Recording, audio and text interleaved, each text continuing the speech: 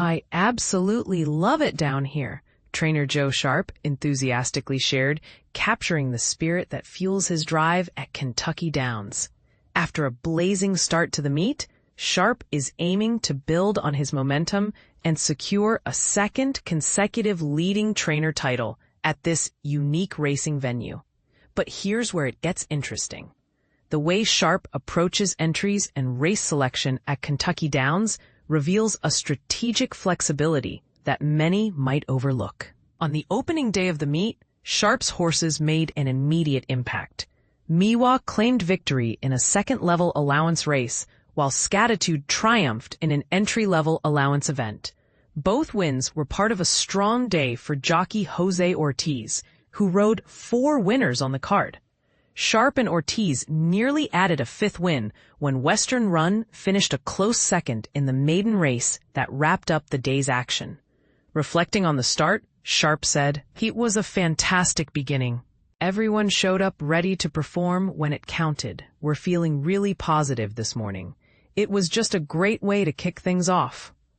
Last year, Sharp set a blistering pace by winning 2 races on each of the first 2 days of Kentucky Downs' 7-day meet.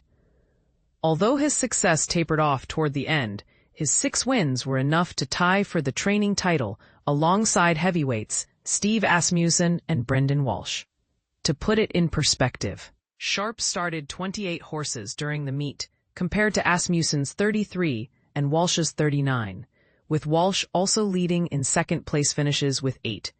Sharp explained the key to success at Kentucky Downs. "It's all about what horses get entered and when they get entered down here. I believe we have a bit more depth to finish strong this year, but I'm feeling good about how we started. The thing about this track is the volume of entries, so you enter when you can. If that means you start hot, fantastic. If you finish hot, that's just as good. The main thing is to get your horses in the races when the opportunity arises." Looking ahead to the weekend, Sharp has 13 horses slated to run on Saturday and Sunday, with most rides entrusted to Ortiz, who has become his preferred jockey. Among the weekend's highlights is Oscar's Encore, set to compete in Sunday's $1 million Kentucky Downs Juvenile Fillies race. She won her debut at Saratoga in an auction maiden race, and she did it impressively, Sharp noted. Auction maidens are races restricted to horses sold or bought back at or below a certain price, often showcasing emerging talent. This will be her first attempt at a mile. "Initially, I was concerned about how she'd handle the sprint distance, but now I'm confident the longer trip will suit her even better." We also have several auction maidens and similar races on Sunday, so it's shaping up to be a competitive group overall. Sharp's strong performance this year isn't limited to Kentucky Downs. He kicked off the season by capturing the Fairgrounds Winter Training title, followed by the Churchill Downs Spring Meet title. While he hasn't dominated Saratoga, his record there is impressive: 12 wins, 10 seconds, and 7/3 from 54 starts, matching the win totals of renowned trainers Bill Mott and Brad Cox heading into Friday. "It's been an exceptional year," Sharp reflected. "Our owners have been incredibly supportive, and the horses have consistently delivered. We've brought in some promising new horses, given others time off, and rotated our stable to keep things fresh. Our stable is larger than in the past, but still not as big as some others. The biggest challenge is managing to have fresh, ready horses at each meet. Freshness is crucial to competing at the highest level and running hard."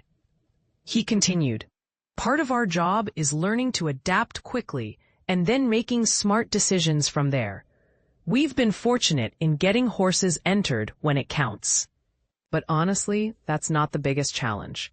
The real key is ensuring the horses are in peak condition. The right race will come if you're patient. One of the biggest mistakes is reacting too quickly and placing a horse in the wrong spot. That can derail progress. It's also vital that owners trust the process and allow you to do what's best for the horse." Sharp's fondness for Kentucky Downs runs deep, dating back to his first win as a trainer at the track in 2014. "It's hands down my favorite place to race," he said. "I say it every year. I love it down here." Coming from Saratoga, which is an intense and demanding meet, Kentucky Downs almost feels like a vacation. Even though we work just as hard, the atmosphere is completely different, more relaxed, yet still competitive. Meanwhile, Saturday's 11-race card at Del Mar promises excitement, headlined by a trio of top contenders in the $1 million Pacific Classic. It's the biggest day of the meet and offers plenty for both horse players and fans to enjoy. In other news, jockey Zayas wrapped up the spring-summer meet with an impressive 93 wins and is set to head north this weekend for mounts at Saratoga and Kentucky Downs. On a more controversial note, Shivananda Prabhu, trainer of 2012 sprint winner Thoroughbred, has been suspended by the Horse Racing Integrity and Welfare Unit, IWIW, a development sure to spark debate among racing enthusiasts. So, what do you think? Is Joe Sharp's patience